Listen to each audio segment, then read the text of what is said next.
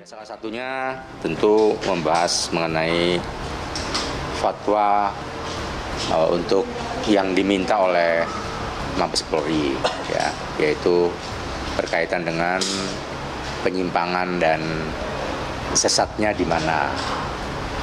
Itu yang menjadi fokus. Yang kedua, kan lembaga Majelis Ulama Indonesia ini kan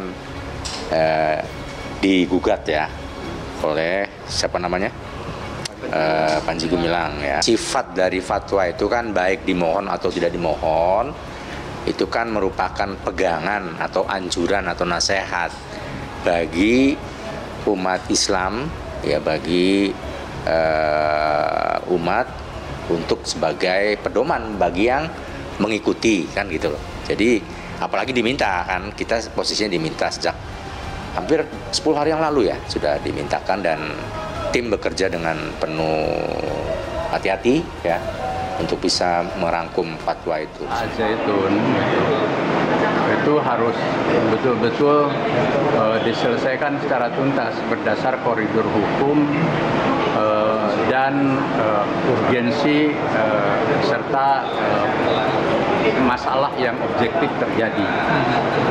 Jadi kesampingkan masalah-masalah yang bersifat politik di balik itu gitu ya, baik politik keagamaan maupun politik kepentingan, agar ya kalau itu ada problem ya pemerintah harus berani bertindak tegas, apalagi misalkan Kementerian MUI sudah punya pandangan, Kementerian Agama juga sudah punya pandangan, ya harus diambil langkah tegas. Dan saya percaya pemerintah melalui Menko Polhukam bisa mengambil. Penetapan Panji Gumilang tersangka bergantung fatwa MUI. Dikutip dari jakartaberita1.com.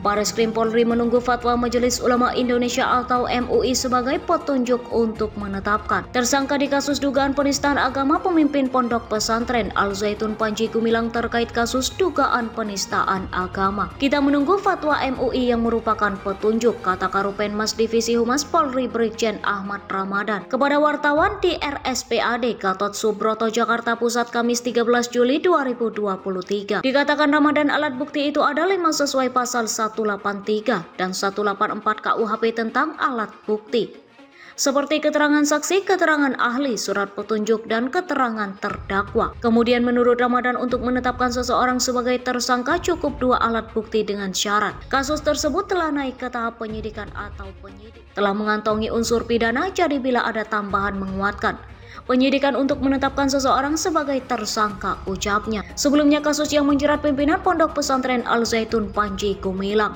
memasuki babak baru, diyakini terancam terkena pasal Undang-Undang ITE atau Undang-Undang Informasi dan Transaksi Elektronik. Hal tersebut diungkapkan Direktur Tindak Pidana Umum Bareskrim Polri, Brigjen Johandani Raharjopuro, setelah tim penyidik menemukan dugaan tindak pidana lain. Kemudian dari hasil penyidikan yang dilaksanakan oleh penyidik, dalam hal ini Kasubdit 1 Bidung, menemukan sebuah tindak pidana baru yang kita nyatakan baru, yaitu tentang Undang-Undang ITE, di mana ini juga kita masukkan dalam SPDP yang dilayangkan kepada kejaksaan, ujar Johandani Kamis 6 Juli 2023.